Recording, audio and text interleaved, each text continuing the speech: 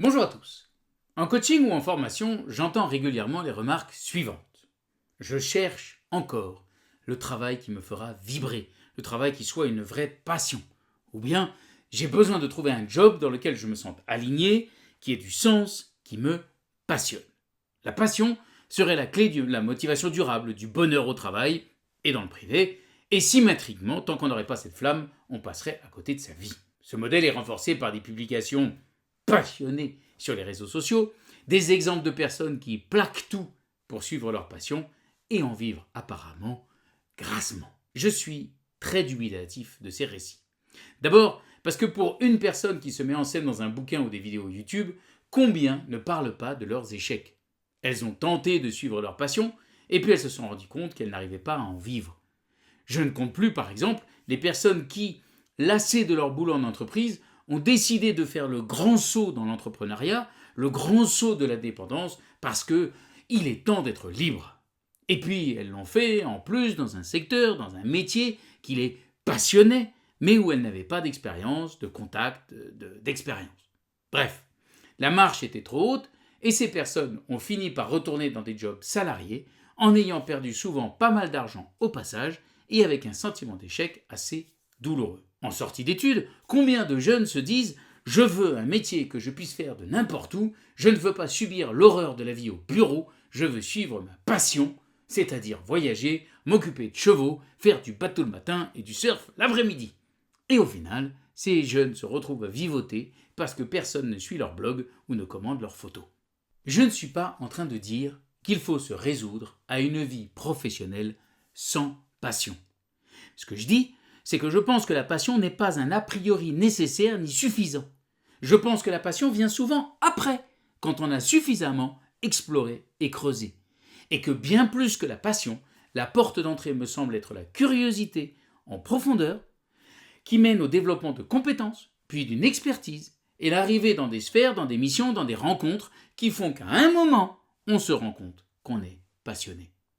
Au moins pour un temps, parce qu'on a le droit de changer de passion. En résumé, aujourd'hui, je vous propose la revanche de la curiosité et du travail en profondeur sur la passion. Je m'appelle Aurélien Daudet. Bienvenue dans cette nouvelle chronique.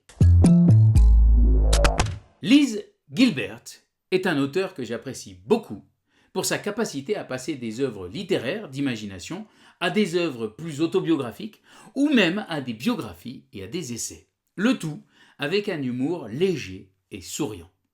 Elle a publié un méga best-seller, Eat, Pray, Love, adapté au cinéma avec Julia Roberts dans le rôle principal. Je l'ai lu, c'est enlevé, il y a même de très jolis passages. Mais j'ai très largement préféré son livre Big Magic, où elle parle de l'art d'écrire et de la créativité en général. Dans ce livre, traduit en français sous le titre Comme par magie, elle donne un certain nombre de conseils pleins de bon sens qu'elle illustre par des exemples personnels souvent hilarant. Un de ces très courts chapitres s'intitule Passion versus Curiosity. Et la première phrase est la suivante. Puis-je également vous exhorter à oublier votre passion? C'est intéressant comme conseil de la part de quelqu'un qui a écrit toute sa vie, qui n'a jamais voulu que écrire et qui a fini par devenir un auteur reconnu dans le monde entier. Elle enchaîne. Je ne crois pas qu'il faille dire aux gens il suffit de suivre votre passion et tout ira bien.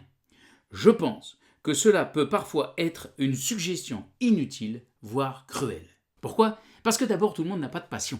Certains ne savent pas exactement ce qu'est leur passion. Et puis parce qu'on peut en avoir plusieurs, parce qu'on peut peut-être être en train d'en changer, et que tout cela peut nous laisser confus et bloqués. Ça vous rappelle quelqu'un ? Moi, en tout cas, ça me rappelle certaines périodes de ma vie où je ne savais pas du tout ce qui me passionnait. Et ça me rappelle aussi beaucoup de personnes qui me disent ne pas savoir du tout ce qui me passionne ou il serait temps que je me trouve une passion. Alors, si vous faites partie de ces gens qui ne ressentent pas de passion brûlante, j'ai une réponse pour vous de la part d'Elizabeth Gilbert. Si vous n'avez pas de passion claire et que quelqu'un vous dit avec désinvolture de suivre votre passion, je pense que vous avez le droit de lui faire un doigt d'honneur. Parce que c'est comme si quelqu'un vous disait que tout ce dont vous avez besoin pour perdre du poids, c'est d'être mince, ou que tout ce dont vous avez besoin pour avoir une vie sexuelle épanouie, c'est d'être multi-orgasmique. Ça n'est pas du tout. Face à l'incantation de la passion, Elisabeth Gilbert répond « Je ne reste pas assise à attendre que la passion me saisisse. Je continue à travailler sans relâche, car je crois que c'est notre privilège en tant qu'être humain de continuer à créer tant que nous vivons. Et parce que j'aime créer. Mais surtout, je continue à travailler parce que je suis convaincu que la créativité cherche toujours à me trouver, même lorsque je l'ai perdue de vue. Alors, comment trouver l'inspiration pour travailler lorsque votre passion s'est émoussée? C'est là que la curiosité entre en jeu. Et bien sûr, la curiosité dont parle Lise Gilbert, c'est la curiosité épistémologique, celle qui nous fait creuser un sujet étape par étape, en mode exploration, investigation, enquête, apprentissage. Cette curiosité qui n'a rien à voir avec la curiosité diversive, celle qui nous fait réagir à un élément neuf, brillant, différent dans notre environnement, comme par exemple une alerte sur notre téléphone, une conversation à la table d'à côté, une odeur délicieuse qui sort de la cuisine. Et pour tous ceux qui ont raté la chronique du 12 octobre où je faisais la distinction entre ces deux curiosités, je vous la recommande vivement. Cette curiosité qui veut creuser un sujet, Elisabeth Gilbert nous dit qu'elle est l'alpha et l'oméga d'une vie bien remplie. Et vous savez quoi? J'ai bien envie de vous lire un passage in extenso parce que je le trouve d'une limpidité et d'une puissance rare. Alors, c'est ma traduction, sans doute moins bien que celle dans le livre en version française que je n'ai pas acheté. Voici cet extrait. Je crois que la curiosité est le secret. La curiosité est la vérité et la voie d'une vie créative. La curiosité est l'alpha et l'oméga, le commencement et la fin. De plus, la curiosité est accessible à tous. La passion peut parfois sembler intimidante et hors de portée, telle une tour de feu lointaine, accessible uniquement aux génies et à ceux qui ont reçu une grâce divine. Mais la curiosité est une entité plus douce, plus calme, plus accueillante et plus démocratique. Les enjeux de la curiosité sont également bien moins importants que ceux de la passion. La passion peut vous amener à divorcer, à vendre tous vos biens, à vous raser la tête et à déménager au Népal. La curiosité n'exige pas autant de vous. Je trouve ces quelques phrases fondamentales pour tous ceux qui continuent à se réveiller à 3 heures du matin avec la question lancinante du changement de vie. Ce que dit Elisabeth Gilbert, pas besoin de tout plaquer en commençant par votre conjoint, parce qu'il faudrait à un moment avoir le courage de suivre sa passion. Continuons donc avec Elisabeth. En fait, la curiosité ne pose qu'une seule question simple. Y a-t-il quelque chose qui vous intéresse? N'importe quoi, même un tout petit peu. Peu importe que ce soit banal ou insignifiant. La réponse n'a pas besoin de bouleverser votre vie, de vous faire quitter votre emploi, de vous forcer à changer de religion ou de vous plonger dans un état de fugue. Elle doit simplement capter votre attention pendant un instant.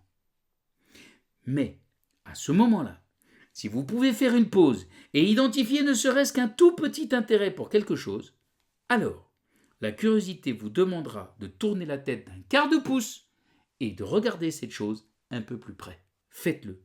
C'est un indice, ça peut sembler insignifiant, mais c'est un indice. Suivez cet indice. Faites-lui confiance. Voyez où votre curiosité vous mènera ensuite, puis suivez l'indice suivant et le suivant. Suivre sa passion, c'est le mythe dangereux du saut dans le vide, en espérant que le parachute de la passion nous évitera de nous écraser. C'est une vaste illusion qui remonte au moins aux années 70 avec la publication d'un livre intitulé « What Color is Your Parachute ?» par un monsieur qui s'appelle Richard Boltz. Le tirage initial était d'une centaine d'exemplaires. Aujourd'hui, il a été vendu à plus de 10 millions d'exemplaires, avec des conseils réactualisés chaque année ou presque pour trouver un job ou changer de carrière. Et l'idée centrale, c'est qu'il s'agit de trouver sa solution, le bon job. Encore une fois, Elisabeth Gilbert propose quelque chose de plus doux et de plus calme. N'oubliez pas qu'il ne s'agit pas nécessairement d'une voie dans le désert, mais simplement d'une petite chasse au trésor inoffensive. Suivre cette chasse au trésor, guidé par votre curiosité, peut vous mener vers des endroits incroyables et inattendus. Elle peut même finir par vous mener vers votre passion, même si c'est à travers un étrange passage introuvable composé de ruelles, de grottes souterraines et de portes secrètes. Ou alors, elle peut ne vous mener nulle part. Vous pourriez passer toute votre vie à suivre votre curiosité et n'avoir absolument rien à montrer à la fin, sauf une chose. Vous aurez la satisfaction de savoir que vous avez passé toute votre existence à vous consacrer à la plus noble vertu humaine de la curiosité. Et cela devrait suffire amplement à quiconque pour dire qu'il a mené une vie riche et splendide. Ce que j'aime beaucoup dans la fin de cet extrait, c'est le courage simple et discret de la curiosité en profondeur. Être curieux d'une curiosité qui prend le temps et fait l'effort d'approfondir un sujet, c'est avoir le courage d'investir pour le plaisir de l'exploration, de l'utilisation d'une des capacités qui définit notre humanité. Et je trouve ça, au fond, bien plus courageux que le courage revendiqué par ceux qui annoncent suivre leur passion quoi qu'il en coûte. Comme si, une fois qu'on avait eu le courage de faire ce saut, alors on allait entrer dans un paradis que des millions de trouillards ne connaîtront jamais. Je pense que c'est faux. Et puis, je crois profondément qu'il y a toujours quelque chose au bout d'un chemin de curiosité. Parce que la curiosité peut nous emmener sur des sujets que nous allons travailler en profondeur et sur lesquels nous allons développer progressivement des compétences particulières.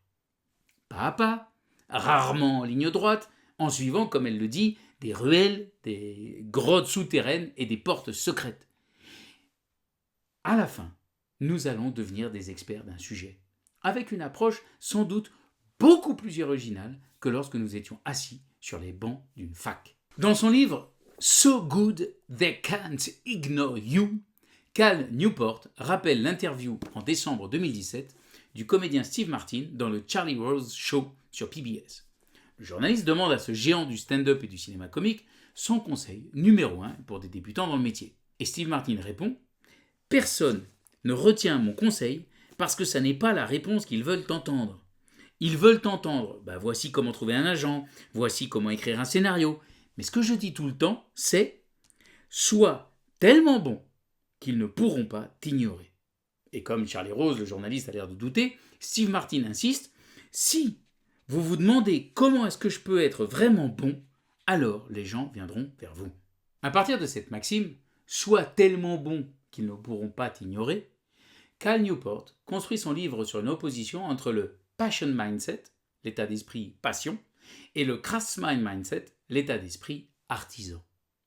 Dans le passion mindset, nous nous posons des questions telles que « Qui suis-je ? Qu'est-ce que j'aime vraiment ?» Or, ce sont des questions auxquelles il n'y a pas de réponse simple, stable, définitive. Conséquence, nous risquons de passer notre temps dans un état d'angoisse existentielle, avec l'impression de passer à côté de sa vie, de rater l'essentiel, de ne toujours pas avoir trouvé sa voie. Du côté du craftsman mindset, l'état d'esprit artisan, l'idée n'est pas de savoir si son job c'est le job de sa vie, mais simplement de faire le travail en profondeur nécessaire pour devenir tellement bon qu'ils ne pourront pas vous ignorer. Ce travail en profondeur, allumé et entretenu par la curiosité, c'est lui qui fait que vous ne serez jamais blasé dans votre job. Vous n'aurez jamais cette terrifiante impression d'avoir fait le tour. C'est ce travail en profondeur qui vous donnera la possibilité puissante de soit continuer dans une voie, soit d'en explorer de nouvelles. Et vous aurez ces possibilités parce que vous serez au top de votre game, parce que vous aurez fait le job avant. L'état d'esprit passion vend la promesse menteuse de « suis ta passion et tu auras une carrière magnifique ». C'est doublement faux. D'abord parce qu'on a rarement une passion a priori, je l'ai déjà dit, elle naît souvent après avoir déjà creusé suffisamment un sujet.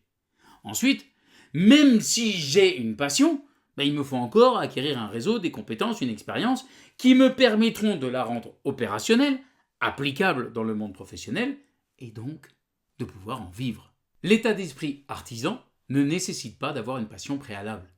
Il demande juste d'être suffisamment curieux d'un sujet, d'un domaine, pour y consacrer un travail en profondeur. Et ainsi, de créer une dynamique positive qui va faire que je vais découvrir de nouveaux indices, souvenez-vous de Gilbert, au fur et à mesure.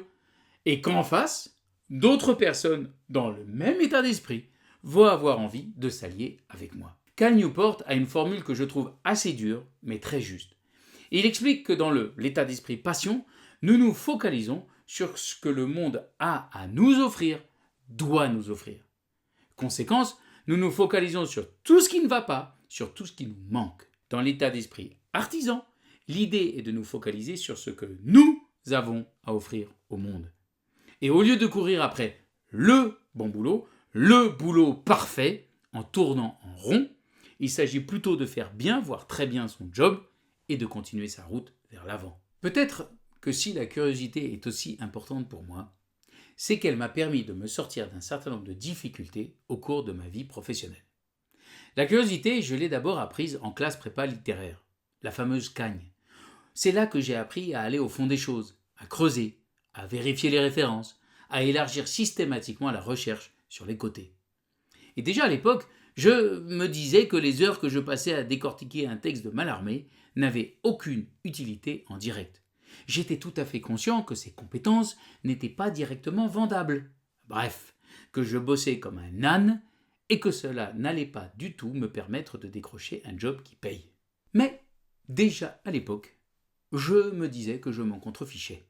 Parce que les énormes kiffs que j'avais à intervalles réguliers en faisant tilt sur un sujet bien trapu compensaient largement des perspectives professionnelles peu réjouissantes. Et des années plus tard, quand une responsable formation dans un grand groupe d'énergie m'a dit « Tu sais Aurélien, il faudrait faire plus simple comme programme, moins ambitieux, parce que ce que tu proposes, c'est un peu trop costaud pour nos collaborateurs, c'est un trop grand stretch intellectuel. » Je me suis dit que c'était une insulte à la curiosité et donc à l'humanité de ces personnes. Après l'armée, où j'ai exploré des sujets et des domaines totalement insoupçonnés, y compris physiquement et mentalement, j'ai commencé un contrat de qualification, comme journaliste débutant au Figaro Économie.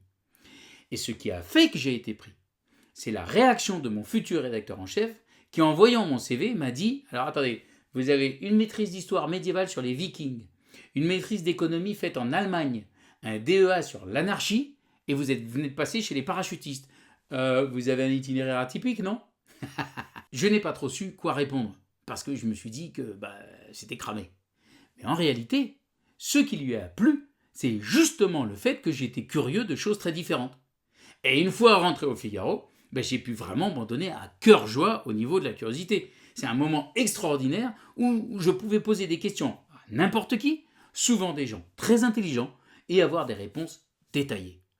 Et ce qui m'a permis de faire mon trou dans ce métier, c'était que je passais des heures sur un nouveau truc qui venait de sortir et qui s'appelait l'Internet, à lire tous les grands quotidiens anglo-saxons, allemands ou espagnols sur lesquels je pouvais tomber pour choper des idées de sujets rigolos que j'aurais pu creuser en version française.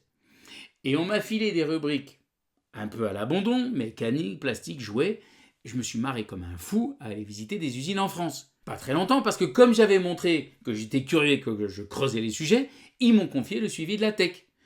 Que la Tribune, autre journal économique, m'a proposé de rentrer chez eux, et que du coup, le Figaro Économie m'a sorti du contrat de qualif pour m'offrir un CDI. Pourquoi je vous raconte tout ça ? Parce que mon itinéraire est un super exemple du fait que pour avoir une carrière joyeuse, la curiosité est bien plus efficace que la passion. Je n'avais pas du tout la passion du métier de journaliste, c'était certainement pas une vocation. Mais je suis curieux, je suis allé voir, et j'ai continué à être curieux. D'ailleurs, quand j'ai commencé, en tant que journaliste, au bout de 3-4 ans, à dire des choses comme « Ah, mais tu sais, je l'ai déjà écrit », à faire les blasés, je me suis dit qu'il était temps que j'aille voir ailleurs pour rallumer ma curiosité. Donc j'ai fait une tentative rapide comme journaliste pour une société américaine en .com, aucun intérêt, et puis j'ai testé le métier d'analyste financier. J'étais curieux de voir comment c'était vu de l'intérieur, après les avoir côtoyés, les analystes comme journaliste. Mais j'ai pas du tout eu envie de poursuivre, parce que j'ai pas trouvé ça très intéressant, pour moi en tout cas, et j'ai encore changé.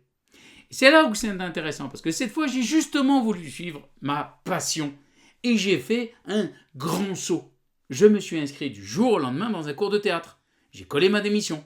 Problème, assez vite, cette passion de comédien affaiblit.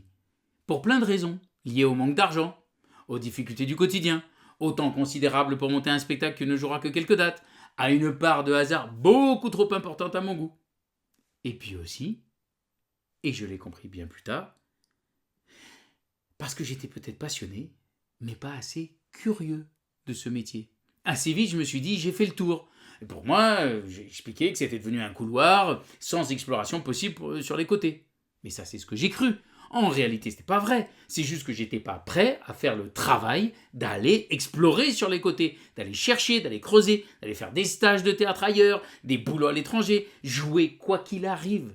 Donc oui, évidemment, je me suis lassé. Parce que la passion ne s'entretient ou n'augmente que lorsqu'on arrive à un certain niveau dans son métier, avec des opportunités, des missions passionnantes. Mais ces portes ne s'ouvrent que si on a fait ce qu'il faut, si on a investi le temps, l'énergie suffisant et qu'on a accepté de chuter un certain nombre de fois. Et moi, sur le métier de comédien, j'ai pas accepté de me battre suffisamment parce que je n'étais pas assez curieux. Lycée de Versailles, aujourd'hui, je fais le métier de formateur et de coach depuis plus de 20 ans, avec une passion qui croît, parce que je suis profondément curieux. Des gens avec qui je travaille, bien sûr, mais aussi des sujets nouveaux que je vais chercher, que je creuse, par exemple dans ces chroniques, mais pas seulement. Je m'intéresse, par exemple, beaucoup en ce moment aux auteurs de la Renaissance. Et je ne vois pas vraiment comment je vais utiliser tout ça dans mon métier ou dans ces chroniques. Mais peu importe, je suis curieux parce que j'ai l'impression que c'était des gens qui étaient particulièrement curieux. Et ça m'intéresse. Donc creuser des sujets nouveaux, liés plus ou moins directement à mon job, ça m'apporte plusieurs choses. Et c'est ça que je veux vous transmettre. Ça apporte d'abord la joie d'apprendre, d'enrichir des connaissances et de faire des liens nouveaux. Ensuite, ça me permet d'enrichir mon métier, mes formations, mes coachings en proposant de nouveaux angles. Et puis aussi de créer de nouvelles formations, comme mon parcours sur l'utilisation des émotions. Cette formation sur les émotions, elle est née du fait qu'à un moment, je me suis dit, il y a quelque chose qui ne colle pas, ça ne marche pas, c'est ce que je raconte ou ce qu'on me raconte, il y a un truc où j'arrive pas à lier tous les trucs ensemble. Et donc, j'ai eu envie de soulager ce truc qui me grattait, parce que la curiosité, c'est parfois ça, c'est soulager un truc qui nous gratte. Et donc, je suis rentré dans un tunnel de lecture, je me suis bien arraché les cheveux parfois, parce que c'est beaucoup trop compliqué pour moi, et puis j'y suis retourné quand même, jusqu'à ce que j'arrive à boucler quelque chose qui, cette fois, vu de ma fenêtre au moins, tienne, au moins jusqu'à ce que je croise une autre piste. Donc, le premier effet, pour moi, de la curiosité, c'est cette joie. Le deuxième effet, c'est dans ce que je propose. Et bien sûr, le troisième effet, c'est sur mon image, sur ma visibilité, sur l'évaluation de mes compétences par les gens qui bossent avec moi ou qui m'écoutent, et donc, in fine, sur le prix qu'on me paye, très supérieur à celui que j'avais quand j'ai débuté. Pourquoi est-ce que je vous ai raconté tout ça ? Parce que mon idée, c'est que vous soyez bien dans votre boulot, ou que vous vous posiez des questions, je vous suggère de rester curieux. Curieux en profondeur. Parfois, vous verrez passer quelque chose qui attirera votre attention. Une conversation, un article, une conférence, un bouquin. Et à ce moment-là, ne dites pas juste « Ah oui, c'est intéressant, faudra que je jette un œil ». Faites confiance à ce truc qui a fait tilt, clic, et faites le job. Suivez ce premier indice. Il n'y a pas besoin d'être passionné pour ça, il suffit d'être intéressé. Et on ne renonce pas sur le chemin en se disant « j'ai bien le droit de me reposer, je bosse suffisamment comme ça, j'ai bien le droit de souffler un peu ». Bien sûr, nous avons le droit. Et Dieu sait que je passe du temps sur YouTube. Mais n'oublions pas que la curiosité, c'est pas du temps perdu. C'est ce qui redonne de l'air, c'est ce qui recharge les batteries, nous redonne de l'énergie dans nos vies répétitives. Alors soyons curieux de tout, y compris de nos erreurs. Au lieu de « c'est horrible », regardons l'échec en nous disant « c'est intéressant ». Pourquoi ? La curiosité remet en question l'ordre établi, les règles imbéciles, le « on a toujours fait comme ça ». J'adore l'anecdote de la petite fille qui regarde sa mère couper l'os qui dépasse du gigot avant de le mettre dans le four. Alors sa mère, elle lui dit « Et pourquoi tu fais ça, maman ?» Curiosité des enfants. Et la mère répond « Je sais pas, j'ai toujours vu grand-mère faire comme ça. » Oui, répond la petite fille, mais pourquoi ? Je sais pas moi, viens, on va lui demander. Donc elle va voir la grand-mère, et elle lui demande. Et la grand-mère répond « Ah, je sais pas. J'ai toujours vu ma mère faire comme ça, alors tu sais, nous, dans la famille, bon. » Donc toutes les trois vont voir l'arrière-grand-mère, qui pige tout ce qu'on lui dit, à condition qu'on parle bien fort, et qui se met à rigoler, et qui leur dit « en fait, c'est parce que à l'époque, le fourneau qu'on avait, la porte était trop petite, et donc on coupait l'os pour pouvoir rentrer la viande dedans. » Et puis voilà. Et puis une fois qu'on avait pris l'habitude, on n'a plus jamais arrêté. La curiosité, ça a parfois l'air contradictoire avec la productivité. Alors oui, sur un très court terme, oui. Parce que pendant qu'on pose des questions, pendant qu'on se renseigne, pendant qu'on creuse, on n'a pas la tête dans le guidon.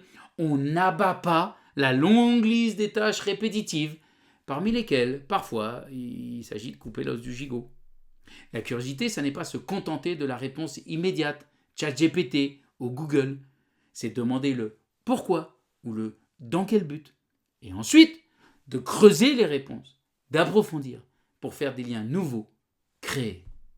Et ça, mes amis, c'est au moins aussi jovial, nourrissant et productif que de suivre sa passion. Très belle semaine à tous.